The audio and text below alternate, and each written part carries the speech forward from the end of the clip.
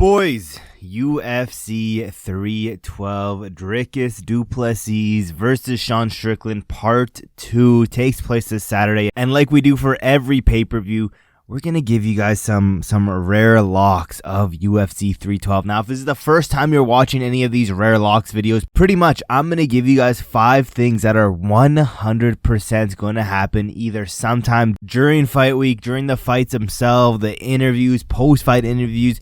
Pretty much whatever happens at 312, I have those rare locks for you. And because of that, if you ever see any of these props on any gambling website, I say it every single time.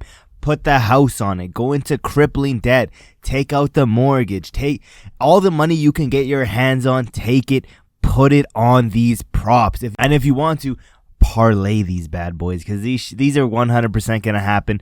Guaranteed some rare locks of UFC 312. If you guys have any of your own rare locks, let me know in the comments below.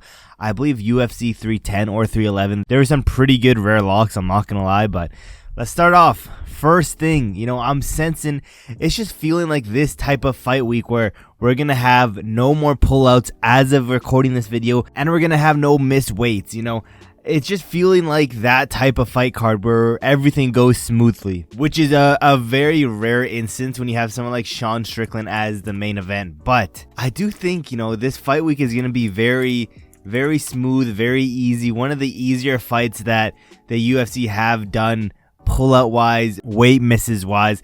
I think everything's going to run smoothly. Like, I'm looking at the card. The only guy that I could possibly see miss weight is maybe Jimmy Crute, just because I don't know how in the game he is. He's coming off like a retirement. He's coming back into the UFC. I don't know what he's doing. And the other person is Tatiana Suarez. A lot of people don't think this girl's gonna make the fight, make weight. She's gonna pull out with some sort of injury.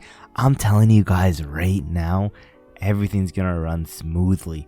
With that being said, we've only had like 2, let me quickly look. I think we've only had 3 canceled fights. So Ray Tessura was supposed to be on this card against Stuart Nicole. That ended up getting canceled a while ago. Then for the prelims, we had Jimmy Crute was supposed to fight Marcin Prashnil. They rebooked Jimmy Crute. He's still on the card.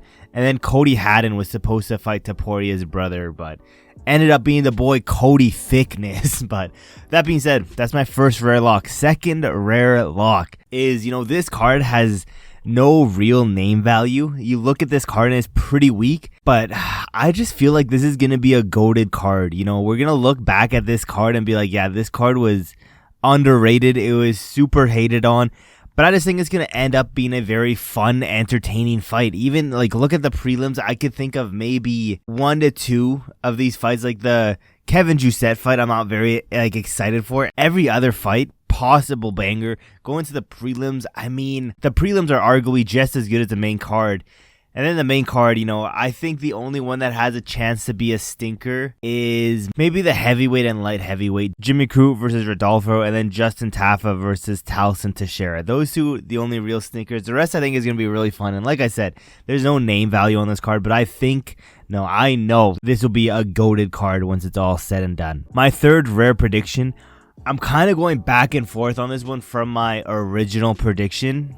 If you guys watched yesterday's video when I went over the entire card and gave you guys my prediction, I think I'm going to have to do this, For some reason, I'm just seeing both and new. And I did say I thought DDP was going to win, but it's going to be razor close. I think it's going to be split decision and new for Dricus. And for Tatiana Suarez, I think Tatiana Suarez actually stops Weili. But I think we're going to have 2 and new champions on this card. And I wouldn't be surprised, for sure, we're going to have 1 and new. Someone is definitely losing their belt on this card. It's a great possibility that both of the champs are losing their belt, but I think for sure we're getting 1 and new. Let's go into the fourth thing, though. Fourth thing. We had to do it. The main card, not even just the main card, main event is going to have some major controversy. You're telling me that you can confidently say that Dricus du Plessis and Sean Strickland is going to end in a finish? Probably not. More likely than not, it's going to be a razor close decision. And I think just like last time, we're going to have a main event controversy. And to be honest, the more I look at it, the more I'm thinking Sean Strickland is going to get it done. And we're going to have a whole controversy. There's going to be stupid talk of, Dricus is a defending champion. He should get an immediate rematch.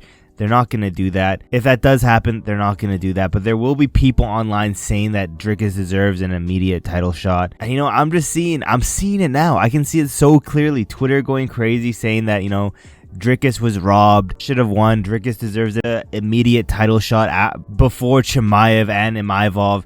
I can just see it so perfectly right now. But let's get into the fifth and final thing, probably the worst thing on this list, the one that I hate to be the breaker of bad news. This makes me so sad to say, but I know that Dricus du Plessis' streak of making his opponents cry before the fight is coming to an end in this one. I mean, it doesn't really count because he already made Sean Strickland cry before.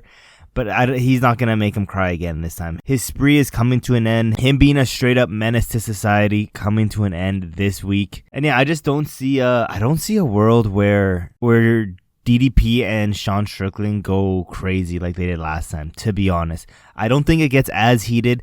I don't think things get as out of hands. I don't think they fight each other outside before the actual fight. And to be honest, I could see a very, respectful Sean Strickland in his own way for the lead up to this fight. I don't think they're going to have little jabs here. Like, Sean Strickland's definitely not going to start calling him gay and go kiss your coach and let him jerk you off in the corner. He's not going to say shit like that because DDP can clap back so easily, and we saw what happened last time DDP clapped back. But those are my rare predictions for UFC 312 this Saturday. Let me know, do you guys have any rare predictions of your own? A sneaky good one you can put in here. DDP giving his coaches a little kiss before entering the octagon. That's another one you can add on to here. But let me know in the comments below, did I miss any? Do you guys have any of your own?